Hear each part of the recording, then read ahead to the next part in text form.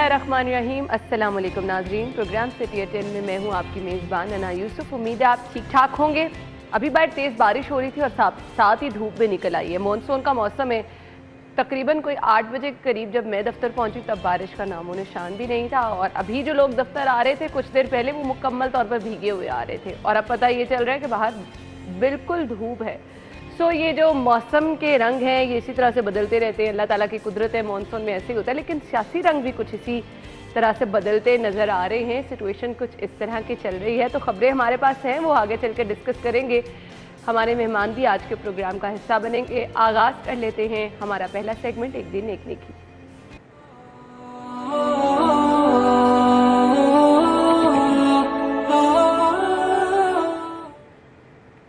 सो जी, आज का पैगाम क्या है, आप तक पहुंचाएंगे।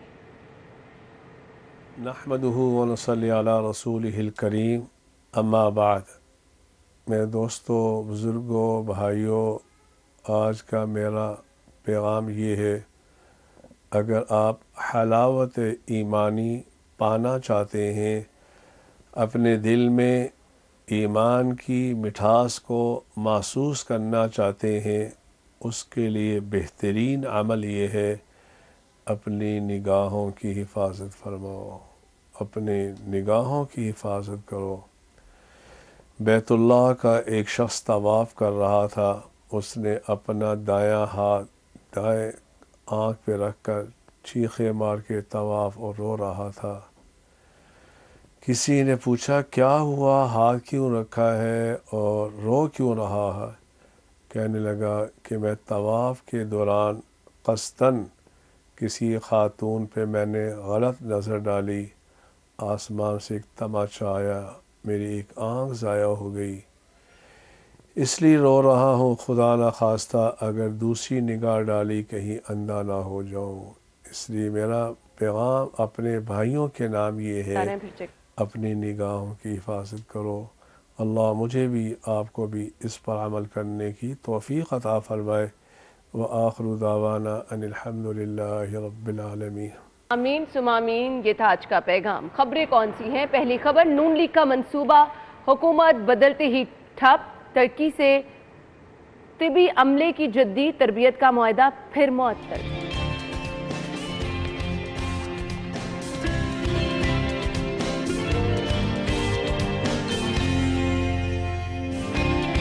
कमिश्नर लाहौर मोहम्मद उस्मान का तबादला। कैप्टन रिटायर्ड मोहम्मद उस्मान को फौरी वफाक को रिपोर्ट करने का हुक्म।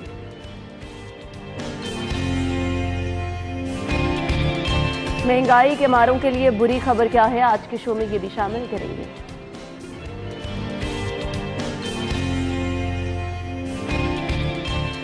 और हब्स की शिद्दत में इजाफा होने लगा, लोड शेडिंग भी बढ़ने लगी।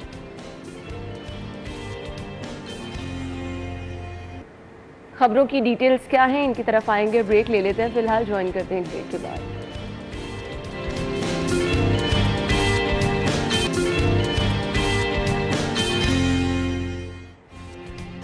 Welcome back. तो खबर हमारे पास क्या है, कल का जो बड़ी खबर थी उसी को डिस्कस कर लेते हैं। पीटीआई की ममनुआ फंडिंग, साबिक इलेक्शन कमीशन की जानिब से फैसला सुना दिया गया। ये बड़ा फैसला सुनाया गया, और कल सारा दिन हमने देखा कि मेन स्ट्रीम मीडिया पर, सोशल मीडिया पर एक हलचल सी रही।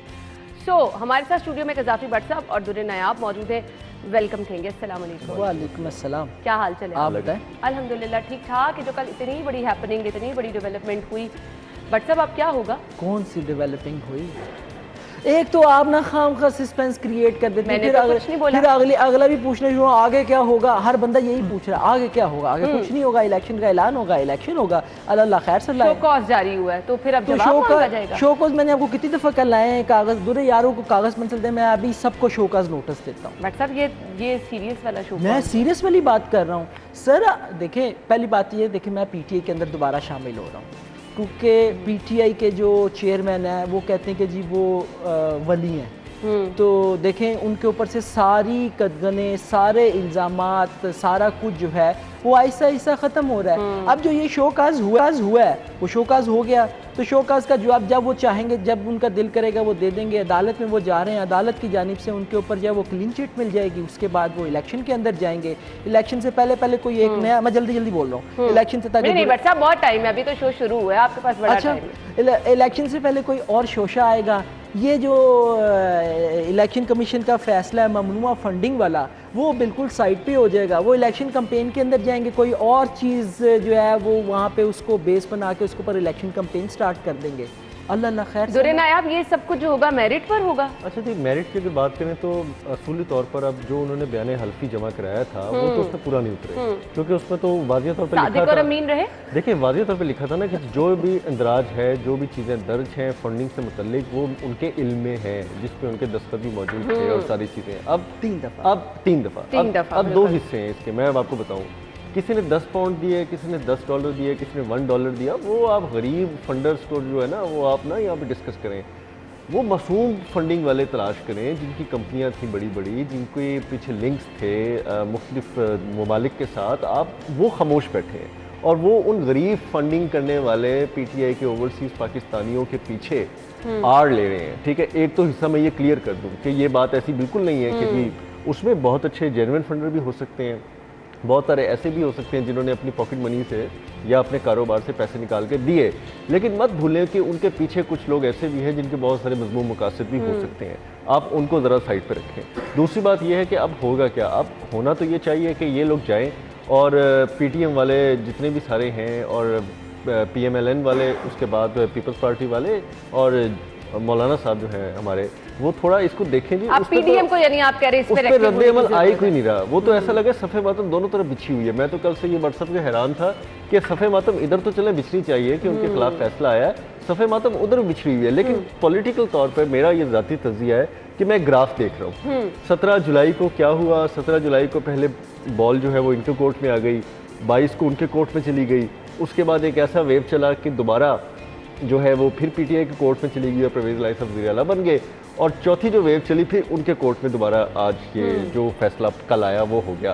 तो ग्राफ तो एक के हक में, फिर दूसरे के हक में, फिर एक के हक में, फिर दूसरे के हक में जा रहा है। और अगर अब ग्राफ को मॉनिटर करें तो व्हाट्सएप की बात ठीक है कि अब जो फैसला आ चुका है इसको दबाने के लिए भी, बैलेंस करने के लिए अगला ग्राफ तो उनके हक में बनता है जो पीछे कोई 4 मूवमेंट से चल रहा है। लेकिन इसके अंदर अगर जब तक पॉलिटिकल सियासी जमातें, मुखालिफ सियासी जमातें अपना स्टांस शो नहीं करेंगी, अपना रद्द अमल भरपूर तरीके से नहीं देंगी, तो ये आगे नहीं चलेगा। आएगा और इस मामले को उठाया इस तरह से जा सकता है कि PDM को इकट्ठा कल से सूर सांस सूंगा हुआ है, वर्षा बता सकते हैं क्या लफ्जों में आप ये कह लो, पंजाबी जी कहते हैं ठंड रख के बैठे हैं। PDM बिल्कुल ठंड रख के बैठी हुई है। यानी कि मैं कल हैरान था, मैं टीवी के आगे बैठा था, मैं सारे स्टेटमेंट्स आ रही हैं, ये देखें जी यूं हो गया जी, इस तरह हो गया। ओ भाई क्या हो गया, ये तो ऑलरेडी सबको पता है कि इस तरह हो गया।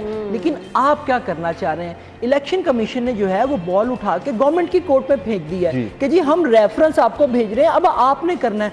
अब देखें, जब यानी कि ये चीज़ें तो सबको पता होती है ना, PDM ही शोर डाल रही थी ना, फैसला दें, फैसला दें। तो भाई फैसला आ गया, आपको भी पता था कि फैसला क्या आ रहा है, तो फिर आपको इस फैसले के ऊपर पहले से तैयारी करके रखनी चाहिए थी कि रेफरेंस आ रहा है, रेफरेंस दायर कर दें। मैं ये नहीं कह रहा हूँ, मैं पार्टी नहीं बनूँ, लेकिन मैं एक रिपोर्टर की हैसियत से बात कर रहा हूँ कि यार आप उस रेफरेंस के ऊपर फटाफट उसको आगे मूव करवाएं। उसको मूव करने के लिए आपने कोई ना कोई पेपर वर्क तो किया होगा, लेकिन आप सिर्फ जस्ट एक बयानात की हद तक जो है ना आपको सारी गेम नजर आएगी। देखिए सीधी बात है, मैं बार बार एक ही बात कर रहा हूँ, अगस्त का मिड का आप इंतजार करें, इलेक्शन का ऐलान होना ही होना है। और ये सारी चीजें देखें, इसके अंदर आर्टिकल 62-63 जो सो कॉल्ड ही कहूँगा माजरत के साथ, PTI वालों के साथ जो बार बार कहा जा रहा है जी कि इमरान खान के ऊपर से तो आपने ये लेबल हटा दिया इस फैसले के बाद। क्यों इतना सॉफ्ट जो है वो इलेक्शन कमीशन ने भी जो है वो फैसला दिया? फिर हम सोचना शुरू कर दें वोट किसको देना है। भाई मैंने तो कहा मैं PTI में चला गया हूँ। अच्छा, मैं चले इस बात को थोड़ी और तरफ रुख मोड़ता हूँ।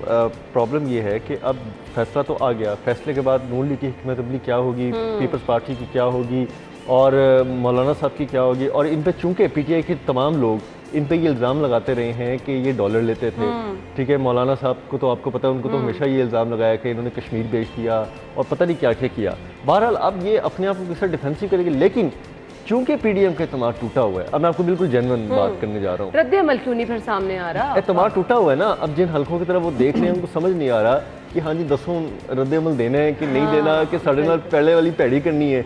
अगर आप सीधी बात पूछे कि मुश्किल फैसलों की तरफ धकेल के इनको इलेक्शन की तरफ फेंक दिया गया और गैर मकबूल करने में पूरा पूरा किरदार अदा किया, किन लोगों ने किया ये तो वक्त बताएगा, अल्लाह जानता है। देखिए बात वही है कि जिन्होंने इनको यहाँ पे फेंका, अब आप उन्हीं की तरफ देख रहे हैं। जो रद्द अमल आ रहा है वो उसी बेस पर आ रहा है कि वो इनको क्या कहते हैं।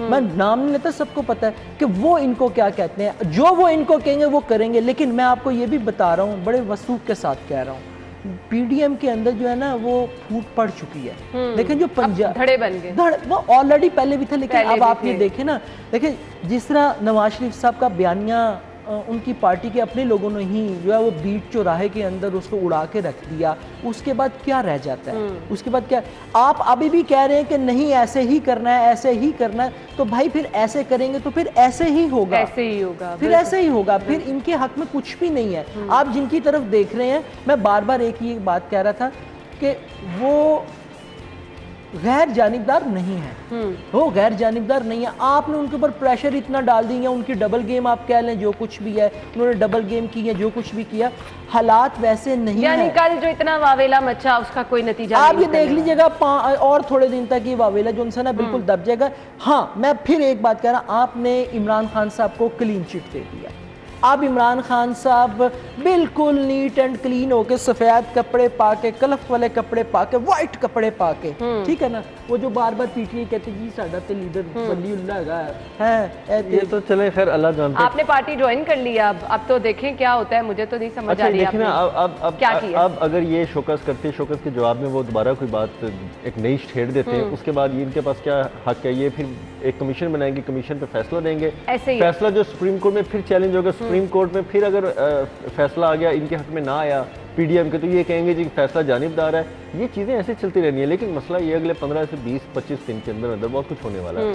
तो बहुत कुछ होने के साथ मुतवक्के तौर पर यह भी है कि इलेक्शन अनाउंस हो जाए, उसकी डेट दे दी जाए और ये चीज़ बीच में किसी और इशू में आखिरी बात करूंगा। आप ये देखें ना कि जिस तरीके से जो नवाज शरीफ साहब को नाअहल किया गया, जहांगीर तरीन साहब को नाअहल किया गया, कितनी स्पीडी ट्रायल था वो। आप ये देखें कितना स्पीडी काम हुआ, स्पीडी काम। तो इसमें क्या रुकावट थी, इस फैसले के अंदर क्या रुकावट थी? मैं एज ए एक रिपोर्टर क्वेश्चन ये करता हूँ कि यानी कि इतनी देर का 8 साल फैसला भी मुतफिका इलेक्शन। अच्छा, मुझे आप लोगों की बातें सुन के बड़ी डिसअपॉइंटमेंट इस सिलसिले में भी हुई है कि कल सारा दिन मेन स्ट्रीम मीडिया पर एक बड़े मामले को नजरअंदाज करके ये चीज डिस्कस होती रही जिसका फायदा कोई नहीं निकलना। और जिससे मैं बड़ी चीज कह रही हूँ, हेली जो गिर के तबाह हुआ, हमारे आला अफसरान जो उसमें थे 6 लोग, इतना बड़ा मामला आपने एक साइड पर रखा, हर जगह पर सिर्फ टिकर्स चल रहे थे और पूरे मेन स्ट्रीम मीडिया पे वो चीज डिस्कस हो रही थी जिसका कोई नतीजा नहीं निकलने वाला। ऐसे ही है ना, जिसका कोई फायदा नहीं होने वाला। मैं तो हैरान हूँ, लेकिन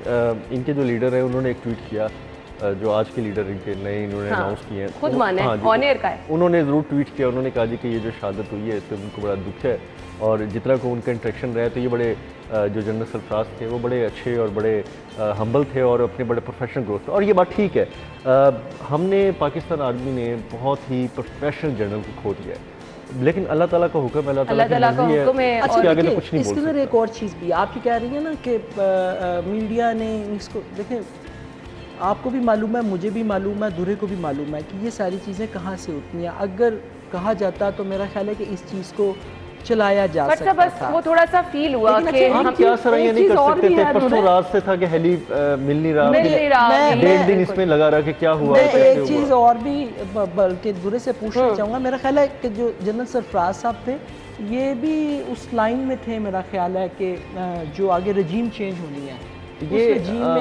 ये बड़े स्ट्रॉन्ग कैंडिडेट थे और ये बड़े प्रोफेशनल में मैंने इनकी हिस्ट्री पढ़ी है रात को पूरी, और ये जितनी अहम पोस्टों पर रही हैं, जो पाकिस्तान की मशहूर तरीन एक ब्रिगेड है 111 ब्रिगेड, उसको भी कमांड किया इन्होंने। ये डायरेक्टर जनरल मिलिट्री इंटेलिजेंस रहे, उसके बाद ये पाकिस्तान आर्मी के ऑप्स के हेड रहे, उसके बाद बलोचिस्तान जैसा फिर इतना मुश्किल हार्ड एरिया की फोर्स को कमांड करना। फील हो रहा था कि जब मैं देख रही थी कि शोधा ने पसमानदगान में एक बात मैं मैं जरूर आखिर में करूंगा कि हम तमाम वो लोग जो चाहे आर्मी में है, चाहे एयरफोर्स में है, चाहे आपके पुलिस में हैं, चाहे आपके किसी भी मुसल्लह अफवाज के साथ अलाइड पैरा मिलिट्री फोर्सेस में है, चाहे रेस्क्यू में है, एक बात आपने ज़िंदगी में देखनी है कि फ़ौजी वही है जो शान शौकत से जाए और अपनी वर्दी और अपने बूट्स पे जाए। बिल्कुल आपने ठीक है, मैंने तो ये लर्न किया। बिल्कुल आपने सही कहा, और बहुत सारी दुआएं हैं, अल्लाह ताला इन तमाम शहदा के दर्जात बुलंद करे। अगली खबर की तरफ चलना है जी।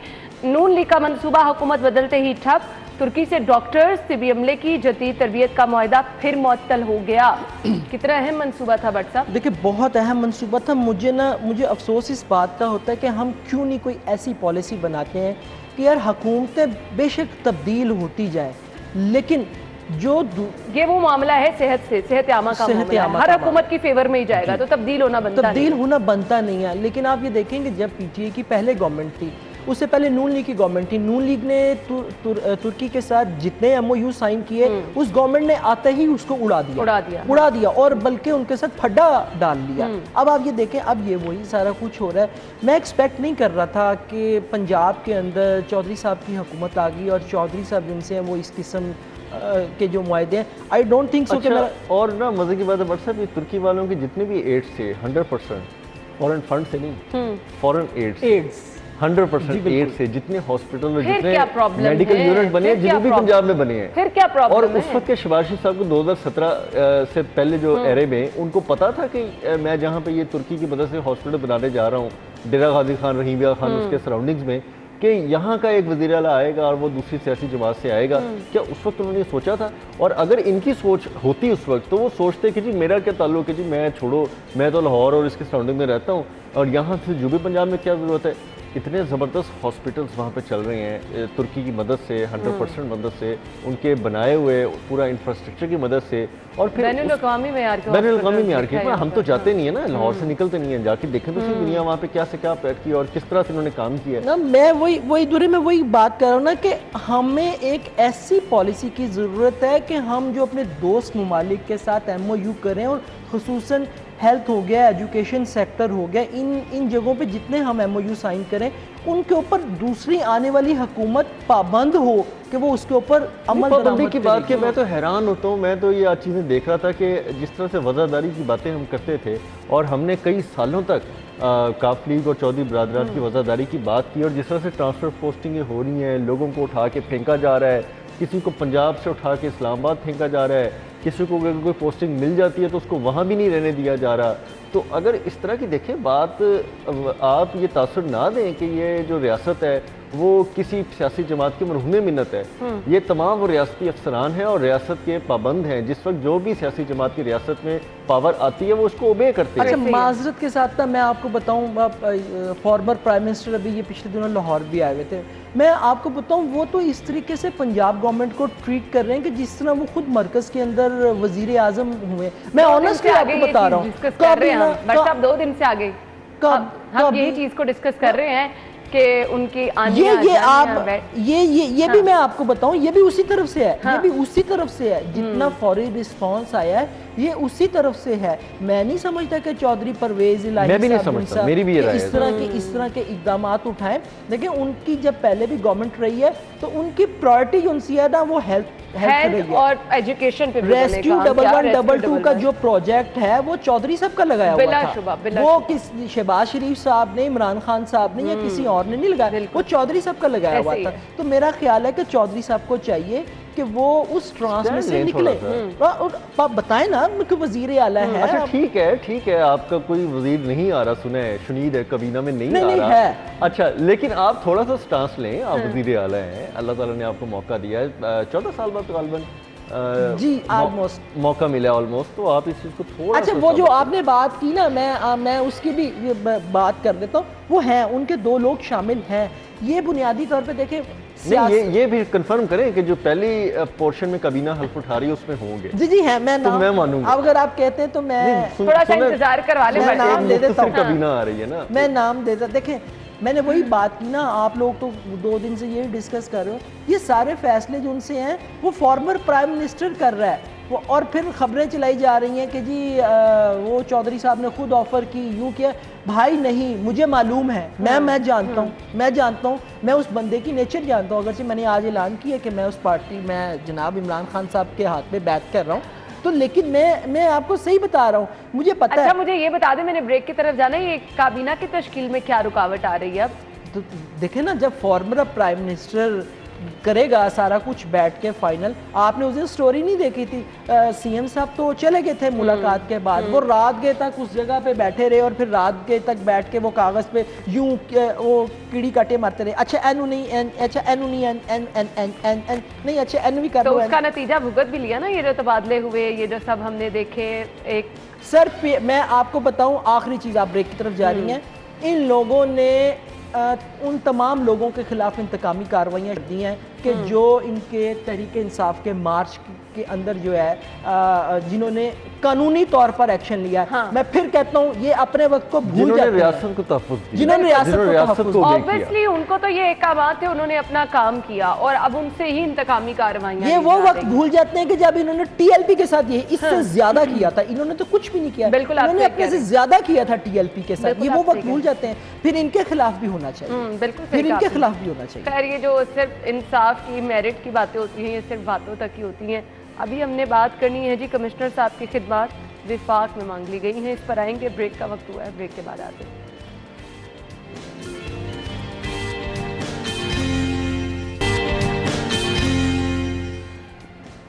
Welcome back. खबर हमारे पास क्या है? Commissioner Lahore captain retired Mohammad Usman का तबादला। कैप्टन रिटायर्ड मोहम्मद उस्मान को फौरी विफाक को रिपोर्ट करने का हुक्म दिया जाएगा। मैं अपने रिपोर्टर से उनकी कारकर्दगी और कैसा उनका ये टेन्योर था उस पर ज़रूर बात करूंगी, लेकिन थैंक यू सो मच। मैं कमिश्नर साहब को कहना चाहूँगी, वही सूरत में जब भी कोई अहम मामला होता है तो हमेशा से वो हाजिर रहते हैं, उनकी खिदमत हाजिर रहती हैं और फौरी तौर पर अगर हम टेलीफोन कॉल पे उनको लें या फिर अपने दफ्तर मदू करें तो हमेशा से वो इस मामले में हमें बड़े वो होता है ना, गेस्ट को बार बार कॉल करनी पड़ती है और क्या कहना पड़ता है कि जी प्लीज़ ज़रूर आप आएँ, लेकिन कभी उनके पार्ट से हमें ये प्रॉब्लम फेस नहीं करनी पड़ी। हमेशा से हमने उनको इस मामले में एक्टिव देखा है। जी भट्ट साहब, वफाक ने ना हमारे से एक स्मार्ट, हैंडसम और मेहनती किस्म का कमिश्नर वापस ले लिया। बुनियादी तौर पर तो मैं ये वैसे कहूँगा कि यानी आप उनके काम को बाद में देख रहे हैं, पहले आप देख रहे हैं स्मार्ट हैंडसम। नहीं, देखिए स्मार्ट वही स्मार्ट हैंडसम रहने के लिए मेहनत भी बड़ी करते हैं। ये कहना चाह रहे हैं कि विफाक ने उनको बचा लिया। मैं तो मजीद इस जो चल रहा है वो मैं सेव किया। अच्छा नहीं, मैंने स्मार्ट और हैंडसम इसलिए कहा कि देखिए जो बंदा जिस्मानी और जहनी तौर पर फिट होगा वो काम भी फिर उसी तरीके से करे, उसी तरह एक्टिव होके करे। मैं इस सेंस में बात कर रहा हूँ कि जितना वो फील्ड के अंदर वो बंदा एक्टिव था, मैं इतना अरसा हो गया, मुझे भी 26-27 साल हो गए आज तक। जब हम डेंगू की बात करते हैं, अभी कल मैंने कैप्टन उस्मान साहब की मिसाल दी कि ईद के दिनों में भी अस्पताल हों, टायर शॉप्स हों, क्योंकि डेंगू के केसेस रिपोर्ट हो रहे हैं और उस तरह से काम नहीं हो रहा पूरा।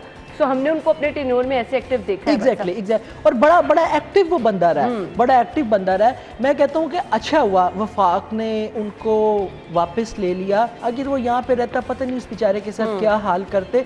एक मेहनती अफसर जो है ना वो ज़ाया हो जाना था और मेरा ख्याल है कि उसको अच्छा किया कि वफाक ने सेफ एंड कर लिया, सेफ हाउस में वो ले गए हैं, उसको अच्छी जिम्मेदारियां मिल जाएंगी। देखिए ना, 1 साल 4 माह तक वो लाहौर के अंदर कमिश्नर के ओहदे पर रहे हैं और आप मुझे आप खुद देखें, अपने शो में भी आप कई दफ़ा इन्वाइट किया, दूर ज़्यादा बेहतर बता सकेंगे कि कोई ऐसी फील्ड नहीं है कि जब वो मुतहरिक ना हुए। लास्ट टाइम बड़ी पर कोरोना, मतलब जिस तरह से मास्क तकसीम करने के लिए उन्होंने एक बड़ी कैंपेन चलाई। मैं ये डिप्टी कमिश्नर जब आए ना तो मेरी इनसे पहली मुलाकात थी और मेरी बड़ी गहरी इनसे दोस्ती भी है, ताल्लुक भी है और मैंने इनको बहुत जगहों पे परखा भी है। मतलब कि ये बात नहीं है कि सिर्फ एक कमिश्नर थे या डिप्टी कमिश्नर थे तो बतौर जर्नलिस्ट हमने उससे दोस्तियाँ बढ़ा ली।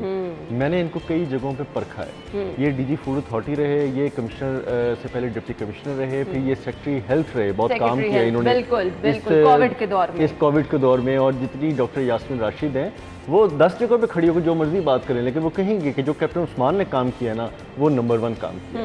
तो उस वक्त भी हमारे सामने वो कहती थी, जब PTA का अपना दौर था, 2 बातें, हर वक्त हर एक के लिए एक्सेसिबल रहना, दफ्तर में जो आए उसकी बात सुनना, और सबसे बड़ी बात जो कमिश्नर नहीं करते, कोर्ट केसेस को निपटाना। अच्छा। कमिश्नर का एक डेकोरम होता है, उसने हफ्ते के रोज अपना कोर्ट लगाना होता है और जितने उसके मामलात अराजी के होते हैं, जो डायरेक्शंस आई होती हैं हाई कोर्ट की, उनको उसने सेटल करना होता है और जितने भी इस्तेमाल के केसेस होते हैं वो सारे सुलझते जाते हैं। वो इतने खुश्क और पेचीदा केसेस होते हैं कि 15 मिनट बाद ही बंदा एग्जॉस्ट हो जाता है। वकीलों की बात सुन रहा है, लोगों की बात सुन रहा है, लेकिन उन्होंने बाकायदा कोर्ट्स की, उन्होंने कोर्ट्स के केसेस जो हैं वो सैकड़ों में से उठा के कुछ दर्जनों में ले आए और ये तो चले मैं उनका मानता हूँ कि बहुत अच्छा काम किया। उसके अलावा फील्ड वर्क कितना किया कि हर जगह जाके खुद देखना है और जो गवर्नमेंट की डायरेक्शंस हैं, अब बंदा सिर्फ ये पूछे कि उस वक्त जो मुस्लिम लीग नून की गवर्नमेंट थी और शहबाज शरीफ साहब की जो कामयाबियां थी वन डिश पे, रात को 10 बजे के बाद वायलेशंस पे, और उनको कामयाब बनाने वाला कौन बंदा खड़ा होता था? जाहिर बात है कि एडमिनिस्ट्रेशन खड़ी होती थी, ये डिप्टी कमिश्नर थे। फिर डेंगी पे अगर वो खड़े होते थे और जाके लोगों को कहते थे कि देखो मैंने डेंगी पे कैसे कंट्रोल किया, तो उसके पीछे यही एडमिनिस्ट्रेशन खड़ी होती थी जो दिन रात काम कर रही होती थी। उसके बाद अगर आगे कोविड के दिनों में पीटीआई गवर्नमेंट ने सारा क्रेडिट लिया। इमरान खान साहब खुद कहते रहे जी कि पीटीआई गवर्नमेंट ने जिस तरह कोविड पे काबू किया ये दुनिया के लिए मिसाल है। उस्मान बुज़दार साहब कहते रहे जी कि हमने पंजाब में जो कोविड कंट्रोल किया और लाहौर की मिसाल देते थे।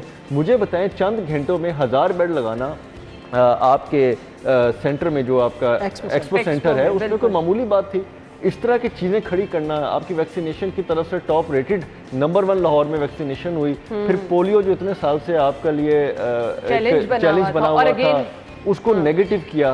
पहले भी डीसी शिप में किया, उसके बाद कमिश्नर फिर किया। मतलब कि मैं अगर यहाँ पे अनगिनत उनके काम सिर्फ गिनवाऊँ उनकी ज़ात से हट के, तो वो बेतहाशा और हमें बतौर लाहौर में रहने वालों के हिसाब से उनका शुक्रिया अदा करना चाहिए। उन्होंने बल्कि एक्स्ट्रा ऑर्डिनरी काम किया है। और मैंने तो बहुत सारे ऐसे डिप्टी कमिश्नर्स को भी देखा जो बतौर कमिश्नर इनको आइडलाइज करते थे। ये क्या पहनते थे, ये क्या करते थे, वो उस तरह कॉपी करते थे। अब चले मजाक में है, दिल पे बुरा ना ले लें हमारे मौजूदा डीसी, वो भी आपने देखा है कि 2 पीस बहुत पहन के कमिश्नर की तरह शाम को जिम में ना वो टाई या शर्ट इस तरह की पहन लेते थे कि मैं अगर टीवी स्क्रीन पे देख रहा हूँ तो मुझे थोड़ी सी ना हंसी आ जाती थी। मैं कहता नहीं यार वो कैप्टन है, रिटायर्ड हुआ है वहाँ से, अपना दूसरा फिर वो कमिश्नर है, तो यार ठीक है उसका। लेकिन एक उनको क्रेडिट देना कि देखिए वो फौज से आए और आके ब्यूरोक्रेसी में आए, उन्होंने अपने ऊपर वो फौज वाला टैग उतारा, उन्होंने अपनी पर्सनैलिटी को बहुत अच्छा ग्रूम किया, उन्होंने अपनी ड्रेसिंग, अपनी फिटनेस को मिसाल रखा। अच्छा, मैं हालांकि मैंने कभी उनकी बीट नहीं की और मेरा ख्याल है कि मेरी फील्ड के अंदर भी जो है ना वो एक आध मरतबा ही इनके साथ मुलाकात हुई है, लेकिन मैं वाकई honestly as a political reporter मैं उनके काम का जो है ना वो मुतारफ हूं कि यार दोनों जमातें बहुत अच्छा, दोनों जमातों उन्होंने भुगताई हैं। आप ये देखें दोनों जमातों को भुगताया है और ये पंजाब गवर्नमेंट के लिए मैं ऑनेस्टली, और ये उनकी अच्छी परफॉर्मेंस ही थी कि पाकिस्तान तहरीक इंसाफ की हुकूमत में भी उन्होंने उसी तरह से काम किया, नून लीग की हुकूमत में भी उन्होंने अवाम को शहरियों को सामने रख के काम किया। उन्होंने ये नहीं देखा कि पीटीआई की गवर्नमेंट है या नून लीग की गवर्नमेंट है, और ये एक प्रोफेशनल बंदे होने की निशानदेही होती है। और जिस तरह उनको टास्क दिए गए उन्होंने उस तरह ओबे किए। जिस वक्त वो कोविड में परफॉर्म कर रहे थे तो उस वक्त कमिश्नर लाहौर की बड़ी अशद जरूरत थी, उनको कमिश्नर लाहौर का टास्क दिया। वो अपने एक हेल्थ में एक्सट्रीम पे जा रहे थे, बड़ा तेजी से काम कर रहे थे, लेकिन उसी वक्त उन्होंने फौरी वो टास्क छोड़ा और अगले टास्क। और ये पंजाब हुकूमत की मैं कहूँगा ऑनेस्टली, ये पंजाब हुकूमत की बड़ी बदकिस्मती है कि उनसे ये एक मेहनती अफसर, देखिए वापस भी मेरा ख्याल है सिर्फ इस वजह से लिया होगा जो इंतकामी कार्रवाइयाँ शुरू हो गई हैं ना, उस इंतकामी कार्रवाई में एक मेहनती अफसर जो है ना वो ज़ाया ना हो जाए। और मेरा ख्याल है कि वफाक ने ये अच्छा कदम उठाया, बजाय इसके कि उनके खिलाफ भी कोई ना कोई इंतकामी कार्रवाई वो निकाल लेते। और किसी न फूड किसी अथॉरिटी में जिस तरह कंट्रोल किया, लॉज बनाए, लोगों की सख्तियाँ की। बाज़ हमने भी मजाक में कहते कि सर हाथ हल्का रख लें, बहुत ज़्यादा हो गई है। अब बड़े बड़े लोगों को, बड़ी बड़ी फैक्ट्रियों को, बड़े बड़े कारखानों को बंद कर रहे हैं वायलेशंस में, और चंद वायलेशंस जो हमें लगती थी वो चंद वायलेशंस नहीं होती थी, वो लोगों के मुंह के जरिए उनके मैदों में और उनके पेट में जा रही होती थी बीमारियां। तो इस पे वो जीरो टॉलरेंस होती यार। एक चाय पार्टी, एक खाली चाय के कप, चाय टी पार्टी उनके एजाज में रख दे। मैं तो कहता हूँ जी होना चाहिए, टी पार्टी रखे अच्छे तरीके से। हमारी आयशा जो प्रोड्यूसर हैं उनको तो बिल्कुल चाहिए कि वो खुद उनको आयशा आप जरूर कोशिश करेंगे कि हम कमिश्नर साहब को मदऊ करें। और उनको डीसी शिप में भी ट्रिब्यूट किया। हमारा ऑफिस जेल रोड पे था, आपको याद होगा, और जब वो डीसी शिप से जा रहे थे तो हमने पूरे दफ्तर ने उनको ट्रिब्यूट पेश किया, उनके साथ एक चाय पी, उनको एक शील्ड दी यादगारी। तो ऐसे लम्हा दोबारा होना चाहिए, तब भी हम कोशिश करेंगे, लेकिन डेफिनेटली हम मिस भी करेंगे। जिस तरह से मैं कि जो काम जिस नौयत का उन्होंने किया और जिस फील्ड में, चाहे वो DC रहे, चाहे वो हेल्थ के सेक्टर में थे या फिर उनकी फूड अथॉरिटी की खिदमात हो या एज ए कमिश्नर, कहीं पर हम नहीं ये कह सकते कि उन्होंने काम नहीं किया, हमेशा हमें एक्टिव नजर आए। सो गुड लक भी कहना चाहेंगे कमिश्नर साहब को हम। थैंक यू सो मच, बहुत बहुत शुक्रिया आप लोग के वक्त के लिए। हम चलते हैं ब्रेक की तरफ, ब्रेक के बाद वापस आएंगे, हमारे साथ ही रहिएगा।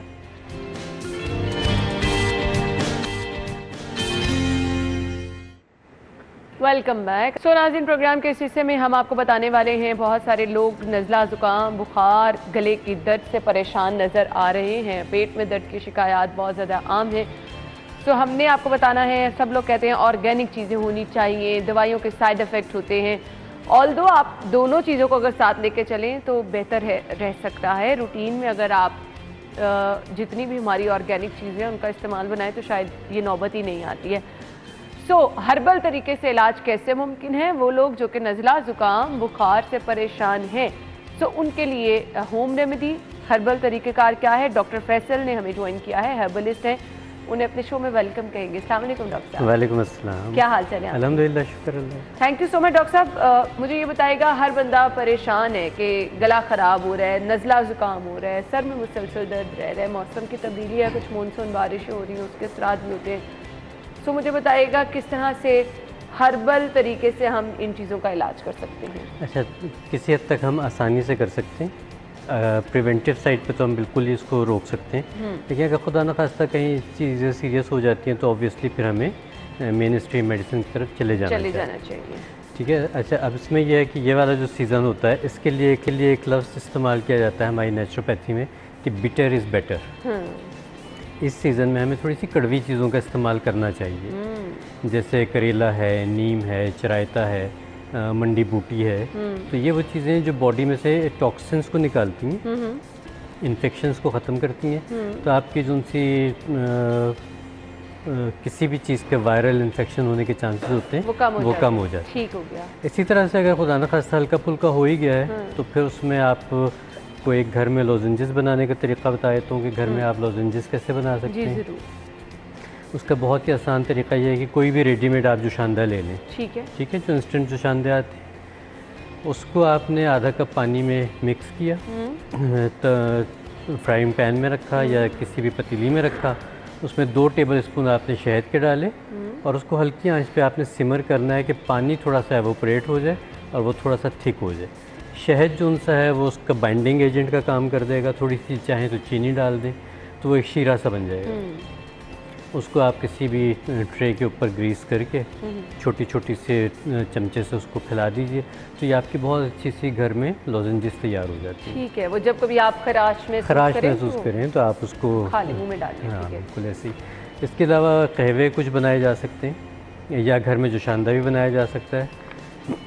उसमें 4-5 चीज़ें आप ले लीजिए किसी भी पंसार स्टोर से। उसमें सबसे इम्पॉर्टेंट है तुख्मे खुबाजी कहलाते हैं।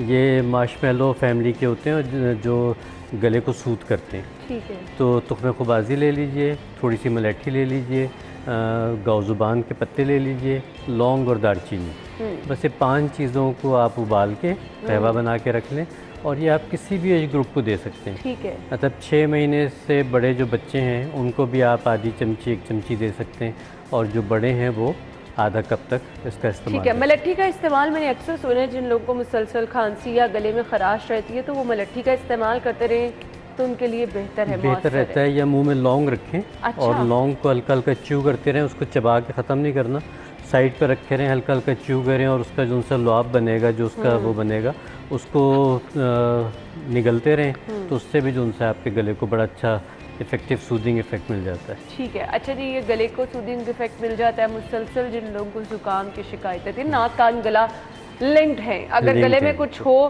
तो आंखों से पानी बहना और फिर ज़ुकाम की शिकायत भी आपको साथ ही हो जाती है। बिल्कुल, इसके लिए स्टीम अच्छी है। देखिए, हम जब भी बाहर से आते हैं तो हम बहुत सारे एलर्जेंस जो उनसे वो साथ लेके आते हैं। ठीक है, इतनी पोल्यूशन है, इतना माहौल ख़राब है, तो घर आके ज़रूर इस मौसम में एक दिन छोड़ के एक दिन तो यकीनी तौर पे आपने स्टीम लेनी है।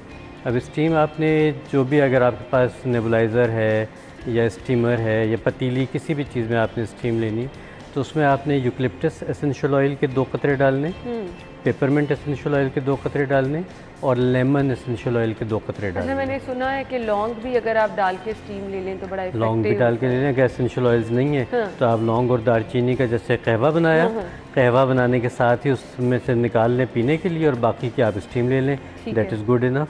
तो इस तरह से भी आप कर सकते हैं।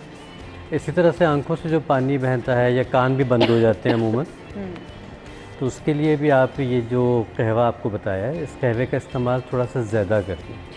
ठीक है। दूसरा ये कि आप कानों में एक ट्रेडिशनल तरीका है कि अगर कान बंद हो जाते हैं तो आप उसमें सरसों के तेल में लहसुन का एक जवा जला के और उसको ठंडा करके डाल के फिर कॉटन लगा लें और 1 मिनट के बाद फिर उसको आप साफ़ कर लें। ठीक है। तो उससे भी 1-2 ड्रॉप्स ही डालने होंगे ना? सिर्फ 1 ड्रॉप काफ़ी होता है। ठीक हो गया।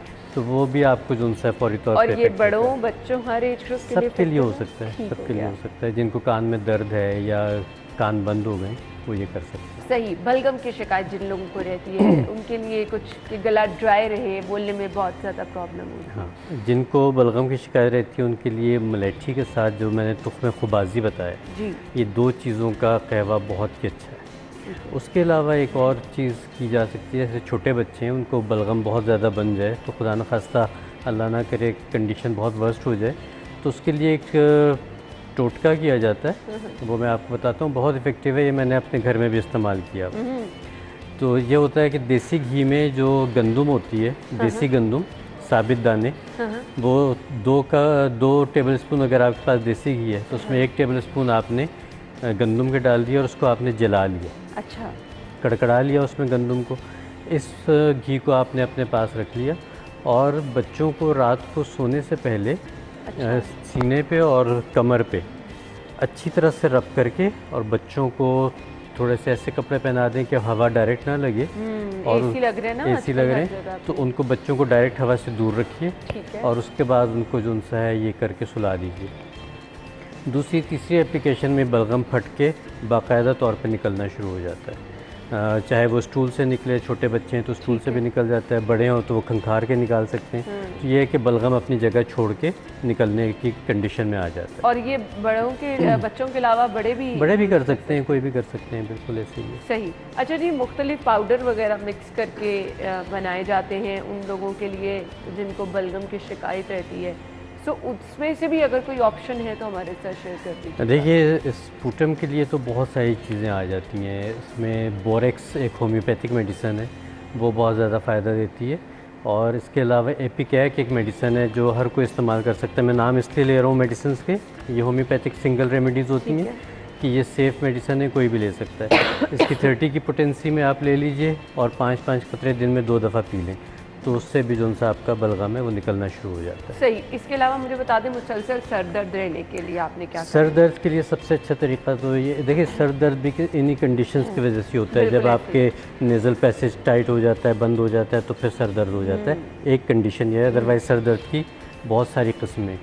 तो उसका सबसे अच्छा तरीका ये है कि जो हमारे पास एक किसी भी कंपनी का आप ले लीजिए, अमृत धारा कहलाता है। ठीक है, उसको आप घर में भी बना सकते हैं, लेकिन बाज़ार से रेडीमेड ले लीजिए। अमृत धारा छोटी सी बॉटल होती है, उसमें से 1 कतरा लेके आपने सिर्फ अपने टेम्पल्स पे लगाना है और विद इन नो टाइम आपका पेन जो है वो ख़त्म हो जाएगा। वाह, ज़बरदस्त। और यही अमृत धारा कहाँ हम मेडिसिन खा रहे होते हैं, कहाँ हम वेट कर रहे होते हैं। इसको अमृत धारा कहा इसलिए जाता है कि ये तकरीबन कहा जाता है कि 99 तरह की बीमारियों में सिर्फ ये 1 ड्रॉप्स उनसे काम आते हैं। पेट में दर्द है, ऐसे आजकल डायरिया भी साथ फैला हुआ है, ऐसे ही है। तो वो पेट के ऊपर अगर लगा लिया जाए तो फ़ायदेमंद है। बड़े लोग जो उनसे उसको चीनी की 1 चमची पे 1 कतरा डाल के वो खा लें, वो फ़ायदेमंद है। तो अमृत धारा के मल्टीपल यूजेज हैं। इसके अलावा घर में जो छोटे बच्चे हैं उनको अगर नज़ला ज़ुकाम के साथ डायरिया हो जाए तो सौंफ, पुदीना और छोटी इलायची, इसका कहवा बना के रखें। 10-10 मिनट के बाद, आधे घंटे के बाद 1-1 घूंट देते रहें, तो इंशाल्लाह उससे भी उनका ये प्रॉब्लम ठीक हो जाएगा। पुदीने का कहवा कितना इफेक्टिव होता है? हम सुने बहुत इफ़ेक्टिव होता है। पुदीना बहुत इफ़ेक्टिव है। ये मैं बताया कि पुदीना, सब्ज़ इलायची और साथ आपने थोड़ी सी सौंफ ऐड करनी है। ठीक है। इसके अलावा अगर आपने इस मौसम की बीमारियों से बचना है तो आजकल एक फ्रूट जो हम बहुत निगलेक्ट कर देते हैं, नाशपाती। अच्छा। नाशपाती इस सीज़न के लिए एक बेहतरीन फल। आप इसकी स्मूदी बना के पिएँ, आप इसको काट के खाएँ। और इसके स्मूदी अगर आपने, ये इम्यूनिटी को बहुत बूस्ट करता है। हम कहते हैं ना कि विटामिन सी जो है वो सिर्फ और सिर्फ सिट्रस फ्रूट्स में है या इसमें है अमरूद में। इसमें नाशपाती में भी विटामिन सी की बहुत बड़ी मकदार है। उसके अलावा इसमें पोटेशियम है, कॉपर है। तो जब आप इसकी स्मूदी बना के पिए और उसमें थोड़ी सी हल्दी और थोड़ी सी आप उसमें दालचीनी डाल दें, ठीक, तो ये आपका बेहतरीन एक इम्यूनिटी बूस्टर बन जाता है और एक टॉनिक बन जाता है। तो इस सीज़न में हर दूसरे दिन या हफ्ते में 2 दिन एटलीस्ट इसकी स्मूदी ज़रूर इस्तेमाल कीजिए। तो देखें कि आपके पास ये नेचुरल चीज़ों में कितनी सारी मैं कहूँगी कि सेहत का राज छुपा है कि हम कहाँ नज़ला ज़ुकाम बुखार इसका इलाज ढूंढते रहते हैं और घर में मौजूद चीज़ें बिल्कुल, और सारी मज़ेदार भी हैं। आप फ्रूट से भी कर लें, सब्जियों से भी कर लें और सब अच्छी चीज़। अच्छा, आपने करेले की बात की थी, मुझे बताइएगा उसका इस्तेमाल किस फॉर्म में किया जा सकता है? क्योंकि अगर जो हमारे यहाँ रिवाज है, आप करेले बना रहे हैं तो उसको अच्छी तरह से घी में फ्राई करके, प्याज फ्राई करके फिर आप बना रहे हैं, तो उस तरह से तो उसकी इफेक्टिवनेस, और करेले का पानी कोई जल्दी पीने को तैयार नहीं होता। सो बताइएगा हम इफेक्टिव इस्तेमाल कैसे बना सकते हैं? अच्छा देखें, इसको जैसे ग्रीन स्मूदी एक बनती है जिसमें पालक होता है, खीरा होता है, पुदीना होता है, उसमें आप चाहें तो कोई भी फ्रूट जूस ऐड कर सकते हैं, उसी में आप थोड़ा सा पीस करेले का डाल लीजिए, ठीक है, तो ये बेहतर तरीका होता है। दूसरा तरीका ये होता है कि अगर आपने सिर्फ ऐसे पीना है कि फ़ौरी तौर पे पी लें, उसके बाद फिर कोई काम ना करना पड़े, तो उसको कुचल के सिर्फ 1 टेबल स्पून आप इसका पीना शुरू कर दीजिए किसी भी एक टाइम पे। तो 1 टेबल स्पून जितना भी कड़वा हो, पीना इतना मुश्किल नहीं होता। दवाई के तौर पर आप लेते ही। और एक और आपको मज़े की बात बताऊँ कि जब भी कोई कड़वी चीज़ है, कोई ऐसी चीज़ आप खाएँ कि जो आपको लगता है कि जायका ख़राब होता है, तो उसको न्यूट्रलाइज़ करने के लिए फ़ौरी तौर पे अपने साथ नमक रखिए, 1 चुटकी नमक अपनी ज़बान के टिप पे लगा लीजिए, इंस्टेंटली आपका जो सा फ्लेवर है वो न्यूट्रलाइज हो जाएगा, टेस्ट जो है वो चेंज हो जाएगा। सही सही। तो और इस सूरत में अगर हम इस्तेमाल कर रहे हैं इस तरह, जिस तरह आपने बताया कि 1 टेबल स्पून सिर्फ आप करेले का पानी जो है वो पी लें, तो क्या क्या फ़वाइद उसके हैं? जैसे मैंने आपको बताया कि इस सीज़न के लिए फ़ायदेमंद है। दूसरा ये बात हमेशा याद रखिए कि जितनी भी कड़वी चीज़ें हैं, ये सारी हमारी बॉडी को डिटॉक्स करती हैं। ये सबसे अच्छी चीज़ सबसे अच्छी चीज़ है। और ये हेड टू टो डिटॉक्स करती हैं, ये नहीं कि किसी पर्टिकुलर चीज़ को डिटॉक्स करती हैं। कड़वी चीज़ों का फ़ायदा यही है कि ये हैं तो कड़वी, लेकिन बहरहाल इनको जब आप इस्तेमाल करते हैं तो बॉडी में से जितने भी टॉक्सिन्स हैं वो सब निकल जाते हैं। सही। दूसरी चीज़ जो आपने एहतियात करनी है कि इस सीज़न में दूध का इस्तेमाल थोड़ा सा कम कर दीजिए, ठीक है, और उसकी जगह दही का इस्तेमाल बढ़ा दीजिए, ठीक है, ठीक है, क्योंकि दही में जो उनसे प्रोबायोटिक्स हैं और उसका डाइजेशन जो उनसे है वो बेहतर हो जाता है। सही। दूध जो उनसे कभी कभी ऐसा होता है कि आपकी तबीयत ख़राब होती है, ऑलरेडी आपका डाइजेशन स्लो हुआ होता है, तो दूध जो उनसे आपके डायरिया को या पेट को मज़ीद ख़राब कर सकता है, जबकि दही इससे बिल्कुल ऑपोजिट काम करता है। सही। अब मुझे ये बता दीजिएगा, जिन लोगों को प्रॉब्लम रहती है कि खाना हजम नहीं होता, ब्लोटिंग रहती है, उन लोगों को क्या करना है? वो अदरक का कहवा पी लें खाने के फ़ौरन बाद, ठीक है, अदरक का थोड़ा सा कहवा बनाएं और वो पी लें। ये भी नहीं कर सकते तो छोटा सा कच्चा आलू लेके उसको मुंह में रख के चबा लें, और तो फौरी तौर पे आपकी एसिडिटी ख़त्म हो जाती है। अच्छा, ये तो बड़ी ज़बरदस्त रेसिपी आपने बताई है। इसको अगर कच्चे आलू का छिलका उतारिए, मुंह में रख के टॉफ़ी की तरह उसको चूस लीजिए और इंस्टेंट आपकी ब्लोटिंग, आपकी एसिडिटी ख़त्म हो जाएगी। ज़बरदस्त ज़बरदस्त। अच्छा जी, जितने कहवाजात हमने डिस्कस किए यहाँ पे, अब वो लोग जो कि बड़े परेशान रहते हैं अपने वेट की वजह से, ये वेट लॉस करने में भी सब जितने हमने कहवों का जिक्र किया इफेक्टिव हैं? अच्छा, वेट लॉस के लिए दालचीनी जो उनसी है वो ज़्यादा इफेक्टिव है, ठीक है, एज़ कम्पेयर टू लौंग या बाकी जो हर्ब्स हैं। इसमें दालचीनी बहुत इफेक्टिव है, ज़ीरा बहुत इफेक्टिव है, अजवाइन बहुत इफेक्टिव है। तो इन सब चीज़ों को, लेकिन ये कंडीशन टू कंडीशन हम थोड़ा सा वेरी कर सकते हैं कि किसको क्या चीज़ सूट करती है, किसको क्या चीज़ सूट करती है। 3-4 दिन पी के देख लें ज़ीरे का पानी, ठीक है, अगर वो सूट करता है कंटिन्यू कर दीजिए। इसका बता दीजिएगा, क्या सबको हमने पानी में बॉईल करके इन चीज़ों को इस्तेमाल? बिल्कुल, इसको ऐसा कर सकते हैं, एक चीज़ को स्टार्ट करें, ठीक है, ताकि यह कि अगर कोई चीज़ सूट नहीं कर रही तो आप उसको माइनस कर सकते हैं, सेकंड ऑप्शन पे चले जाएं। तो ज़ीरे का या किसी भी चीज़ का आपने कहवा बनाना है तो उसका तरीका ये है कि आपने 1.5 कप पानी लिया, उसमें 1 टीस्पून आपने अजवाइन डाल ली या ज़ीरा डाल लिया, जो भी चीज़ है, उसको आपने इतना पकाना है कि वो पानी आपका हाफ़ रह जाए, 1.5 कप से पौना कप रह जाए। उसके बाद उसको आप छान के रख लीजिए और वेट लॉस के लिए अगर आपने पीना है तो ये सबसे बेहतर टाइम है कि सुबह निहार मुँह आप इसका इस्तेमाल कर लें। ठीक है। आफ्टर 2 वीक्स आपको पता चलना शुरू हो जाएगा कि ये आपके ऊपर काम करना शुरू हो गया है और वेट लॉस जर्नी आपकी स्टार्ट हो सकती है। सही। मैसेज क्या देना चाहेंगे देखने वालों को? मैसेज ये देना चाहूँगा कि जो भी सीजनल फ्रूट्स हैं, सीजनल वेजिटेबल्स हैं, वो ज़रूर खाइए और अपने बच्चों को इसके आइए ताकि आपको जो हेवी मेडिसिन्स हैं उनसे बचना पड़ जाए और आप उससे महफूज रह सकें, अपनी सेहत को वैल्यू कीजिए। बिल्कुल। और इम्यूनिटी बूस्ट करने की जब हम बात करते हैं तो हमारे पास ये अल्लाह ताला की दी हुई कुदरती चीज़ें मौजूद हैं जो हर सीज़न में है। हमने फ्रूट्स का जिक्र किया, हमने सब्जियों का जिक्र किया। जितना इन चीज़ों का इस्तेमाल करेंगे आपकी सेहत उतनी बेहतर रहेगी। Thank you so much Faisal, बहुत बहुत शुक्रिया आपके वक्त के लिए। हम हाजिर होंगे एक ब्रेक के बाद।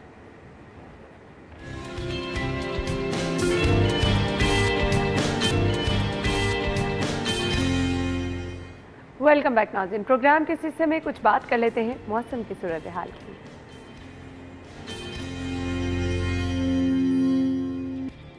अच्छा जी, मॉनसून में क्या हो रहा है, कभी धूप है तो कभी बारिश है और एकदम से इतनी तेज़ बारिश शुरू हो जाती है कि आपको पता ही नहीं चलता और बारिश फिर इस तरह होती है कि पूरा दिन वो सिलसिला चलता रहता है। सो आज भी ऐसा हुआ कि नामो निशान नहीं था, कहीं बादल नहीं नज़र आ रहे थे, तेज़ बारिश हुई और उसके थोड़ी देर बाद ही धूप निकल आई। तो मौसम के तेवर जो हैं वो आजकल कुछ समझ में नहीं आ रहे हैं। प्रेडिक्शन कुछ और की जाती है, बारिश हो जाती है। खैर, आज क्या मौसम इस वक्त बाहर का कैसा है, हम चलते हैं कोमल की तरफ। जी कोमल। ना कहा जा सकता है कि सावन का महीना बाहर ले आया है और शहर लाहौर के मुख्तलिफ इलाकों में आज सुबह के औकात में ठंडी हवाएं चल रही थी और अच्छी खासी जो है वो बारिश भी रिकॉर्ड की गई है, जिसके बाद जो है वो इस वक्त भी मौसम काफ़ी ज़्यादा सुहाना और दिलफरेब हो चुका है। मतला जुज़वी तौर पर अबर आलूद है और माहिरीन की जानिब से बताया जा रहा है कि आज जो है वो शहर लाहौर में मज़ीद बारिश भी बरसेगी, जिसके बाद मौसम मज़ीद सुहाना भी हो जाएगा। इस वक्त भी जो है वो ठंडी हवाएँ चल रही हैं और शहरी जो है काफ़ी मौसम को इंजॉय करने के लिए पार्कों बागों का रुख भी करते हुए नजर आ रहे हैं। मौजूदा दर्जा हरारत में भी वाज़ेह कमी रिकॉर्ड की गई है और इस वक्त लाहौर में दर्जा हरारत 28 डिग्री सेंटीग्रेड रिकॉर्ड किया जा रहा है और आज कम से कम दर्जा हरारत 27 रहने वाला है, जबकि ज़्यादा से ज़्यादा जो है वो 34 डिग्री तक जाएगा। माहिरीन की जानिब से ये भी इम्कान जाहिर किया जा रहा है कि जूँ ही जो है वो बारिश होगी, बारिश के बाद मौसम जो है वो मज़ीद तब्दीलियाँ दिखाएगा और आइंदा 24 घंटों के दौरान शहर लाहौर में मज़ीद तब्दीलियों के हवाले से भी इम्कान जाहिर किया जा रहा है। ठीक है, थैंक यू सो मच कोमल, आपने हमें बताया कि इस वक्त मौसम कैसा है। अब जी, हम करेंसी में भी उतार चढ़ाव आजकल देख रहे हैं, सो आपको हम अपडेट रखते हैं अपने इन्हीं सेगमेंट्स के थ्रू। तो सेगमेंट है हमारा अब माल का हाल।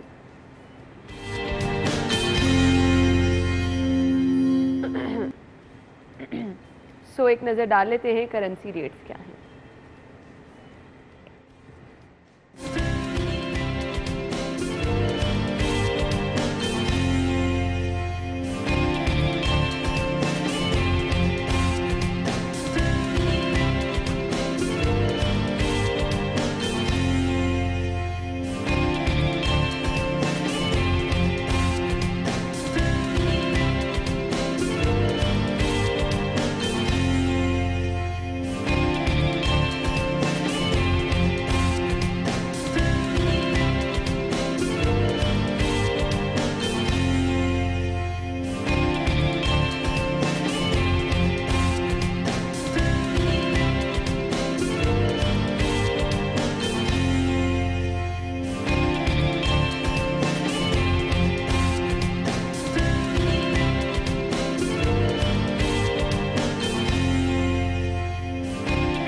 करेंसी रेट्स आपने जान लिए, अब हमने आपको बताने हैं मार्केट से सब्जियों के रेट। सेगमेंट है आज के भाव।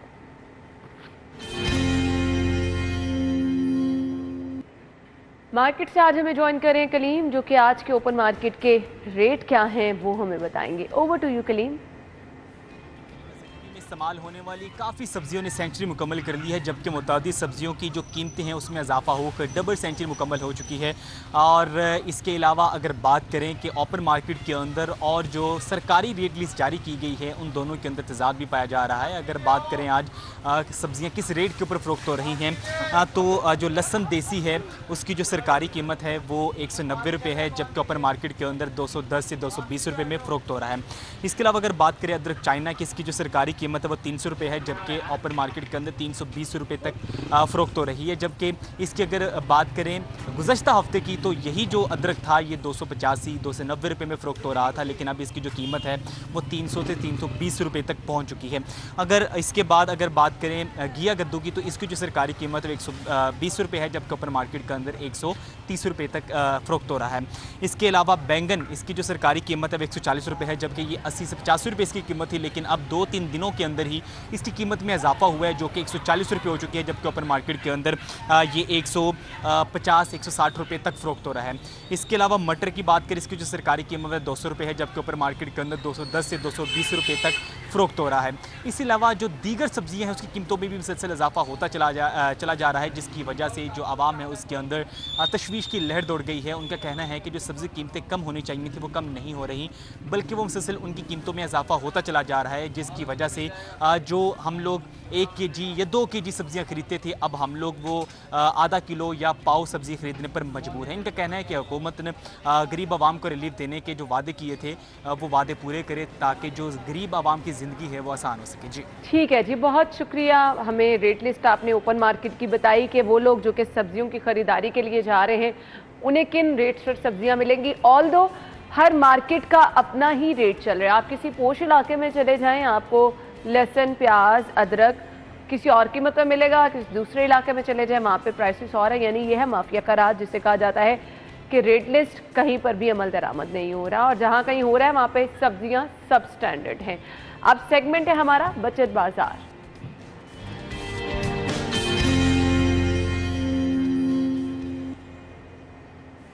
आप बचत कैसे कर सकते हैं ये मैं आपको बता देती हूँ जी। कौन कौन से ब्रांड्स हैं जहां पर अगर आप खरीदारी करने के लिए जाएंगी ऑफ आपको मिलेगी 100 कमाल पर अप टू 50% ऑफ है।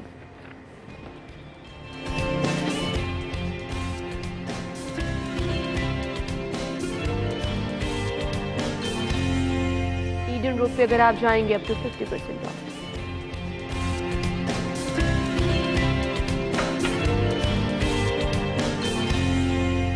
मोनाक है नेक्स्ट ब्रांड जहां पर अप टू 50% ऑफ है।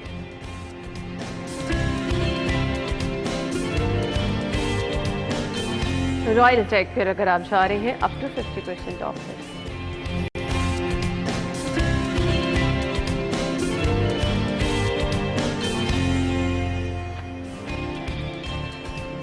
जी तो नाज़रीन, हमने चलना है अभी एक ब्रेक की तरफ। ब्रेक के बाद आपको एक बार फिर से ज्वाइन करेंगे। आपने कहीं नहीं जाना, हमारे साथ ही रहना है।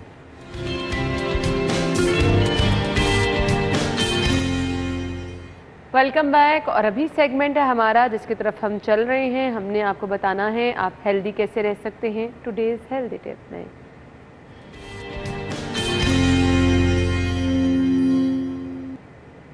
फिटनेस ट्रेनर जुहेब आज हमें ज्वाइन करेंगे और आज के टिप शेयर करेंगे। Over to you. Bukhari, I am a certified fitness trainer. तो आज का जो हमारा वर्कआउट है वो है चेस्ट और बैक का।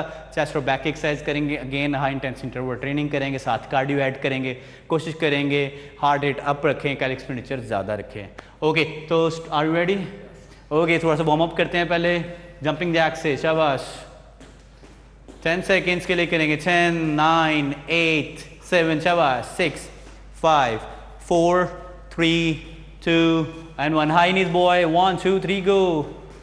10, 9, 8, 7, 6, 5, 4, 3, 2. Jumping jacks again. 1, 2, 3, go. 10, 9, 8, 7, 6, 5, 4, 3, 2. March. Relax करेंगे थोड़ा सा। 5, 4, 3, 2. Jumping jacks again boy. 1, 2, 3, go. 10, 9, 8, 7, 6, 5, 4, 3, 2 and 1. Okay, तो हो गया हमारा वार्म अप। अब से स्टार्ट करेंगे एक्सरसाइज। ओके, स्टार्ट करते हैं चेस्ट वर्कआउट से, पुशअप से। Okay, start with pushups. 10 pushups करेंगे आप इसमें। थोड़ी सी और ग्रिप ओपन करें, स्लाइटली मोर, बेहतर। अभी भी आपकी पोजीशन ठीक है, थोड़ा सा और एल्बो ओपन करें। मैट को आप छोड़ दें, मैट को नहीं आपने देखना मैट की विड्थ कितनी है, आपने अपने शोल्डर के लिहाज से बोलना है। वेरी गुड, शाबाश। 10 reps boy. 1, 2, 3, 4, 5, 6, 7, 8, 9 and 10. Okay, stand up. Jumping jacks करेंगे, कम ऑन, शाबाश बॉय। 10 9 8, शाबाश। 7, वो 6, वेरी गुड, शाबाश। 5 4 3 2 एंड 1। ओके, नेक्स्ट एक्सरसाइज करोगे आप डंबल्स के साथ, dumbbell press, floor press. Okay, तो बताता चलूँ जिन लोगों के पास डंबल्स नहीं हैं, पहले लास्ट एपिसोड में हमने बोला था कि जिनके पास डंबल्स नहीं है वो वाटर बॉटल यूज़ कर सकते हैं, और ज़्यादा वेट इंक्रीज़ करना है तो उसके अंदर सैंड ऐड कर सकते हैं। ओके, डंबल प्रेस करेंगे, वेरी गुड, शाबाश। 10 रैप्स करेंगे। जो हम एक एक सेट कर रहे हैं वो आपने एक्चुअली 3 सेट्स करने हैं। जो हम एक्सरसाइज जो भी करेंगे यहाँ पे आपने उसके 3 सेट्स करने हैं, शाबाश। 5 reps more, 5 4 3 2 and 1। Okay, stand up. Side jumps करेंगे, side jump boy, side jumps, come on, for 10 seconds। 10 9 8, शाबाश। 7 6, कम ऑन, 5 4 3 2 1 1। ओके, 2 एक्सरसाइज हमने कर ली है चेस्ट की, एक डंबल प्रेस और एक पुशअप्स। अब नेक्स्ट करेंगे फ्लाइज, फ्लोर फ्लाइज। अगर हमारे पास बेंच है अवेलेबल घर में तो ठीक है, अदरवाइज हम फ्लोर पे भी लेट के एक्सरसाइज कर सकते हैं। Open your arm slightly more, very good, शाबाश, वेरी गुड बॉय। 10 रैप्स करेंगे इसके फ्लाइज के। ये चेस्ट वर्कआउट कर रहे हैं, इसके अंदर प्राइमरी मसल हमारा चेस्ट है, पेक्टोरल्स मेजर एंड माइनर, और सेकेंडरी मसल हमारा ट्राइसेप्स है। जब भी हम चेस्ट का वर्कआउट करेंगे हमारे सब 2 मसल इसके अंदर यूज होंगे, चेस्ट एंड ट्राइसेप्स, शाबाश। 2 रैप्स मोर, 1 एंड 2। ओके, इसके साथ ऐड करेंगे माउंटेन क्लाइंबर्स, शाबाश, कम ऑन। 10 9 8, शाबाश। 6 5 4 3 2 एंड 1। ओके, शाबाश boy, stand up, stand up. Okay, अब करेंगे बैक वर्कआउट। हम डंबल पकड़ के बेंट ओवर डंबल रो करेंगे। फ्रंट पे आ जाएं, lock your back, very good, शाबाश। लिफ्ट अप, अच्छा बैक मूवमेंट ज़्यादा करूँगा, जैसे आप लिफ्ट करोगे इसको, दैट्स इट, वेरी गुड, शाबाश। 10 reps boy, 5 reps more, come on, speed up. 5 4, control. Speed का मतलब है कंट्रोल में आपने जाना, इसका मतलब ये नहीं आपने फॉर्म खराब करनी है। 2 रैप्स मोर, 1 एंड 2, शाबाश। Okay, high knees, come on, 1 2 3 and go, more high. 10 9 8, come on, 7 6 5 4 3 2। तभी ठीक है, अच्छा ओके, देख लेते हैं अभी। ओके, नेक्स्ट एक्सरसाइज हमारी है लेट के करोगे आप pull over, dumbbell pull over, शाबाश। ओह, इसको आप साइड से पकड़ेंगे, होल्ड करेंगे। ओके, गो। साइड से पकड़ने के फायदे को आपके रेंज ऑफ मोशन बढ़ जाएगा, शाबाश। पूरा नीचे जाने दें मैक्सिमम फ्लोर के पास, then lift it up. This is for back, back के मसल के लिए टेस्टमस डॉर्स है मसल हमारा बैक का, उसको हम ट्रेंड कर रहे हैं। Zuhair, thank you so much, आपने आज की टिप हमारे साथ शेयर की। इसके साथ ही प्रोग्राम का वक्त पहुंचा है इख्तिताम को। अपना ख्याल रखिएगा, अल्लाह हाफ़िज़।